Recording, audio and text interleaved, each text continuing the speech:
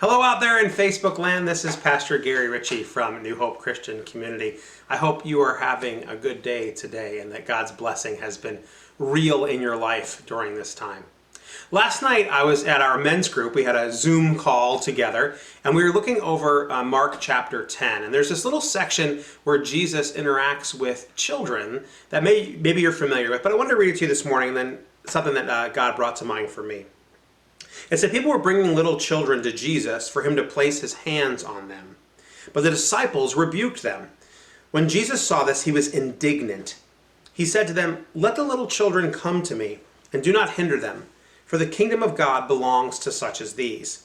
Truly I tell you, anyone who will not receive the kingdom of God like a little child will never enter it." And he took the children in his arms, placed his hands on them, and blessed them. You know, as I spent some time again with this passage this morning, this little portion stuck out to me. This place where the disciples were rebuking the children, maybe thinking that children weren't going to matter to Jesus or they couldn't understand what Jesus was talking about. But Jesus has this response. It says that he was indignant. Now, that's not a word that I use every day. Maybe you do, but I don't use it every day. And so I looked it up.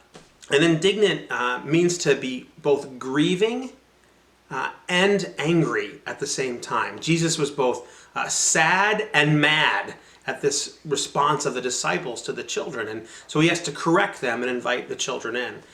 And as I thought about that, I started to wonder, how many of us who had this spark of faith in us at one point, maybe when you were a little kid, maybe when you were in junior high or even later in life, how many of us had something get in the way of that?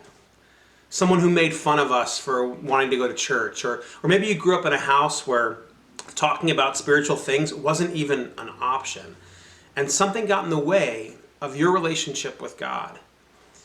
Well, Jesus says if that's true about you, he is both grieved about that, he's sad because he wants that time with you, and he wanted that time with you. And he's also not going to stop until that gets fixed.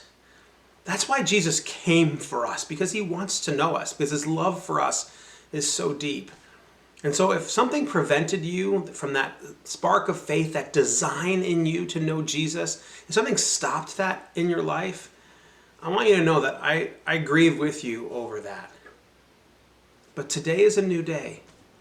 Today is a day where the God of the universe is still pursuing you and wants you to come and feel his embrace.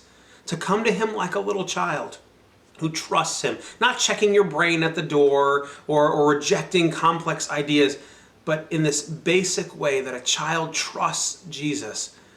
We can trust Jesus no matter the circumstance, no matter our age, just like those little children did. And so I pray, especially if you're someone who something got in the way or someone got in the way of your relationship with God, something blocked that spark of faith in you, that today would be a day that you can crawl in the Father's lap.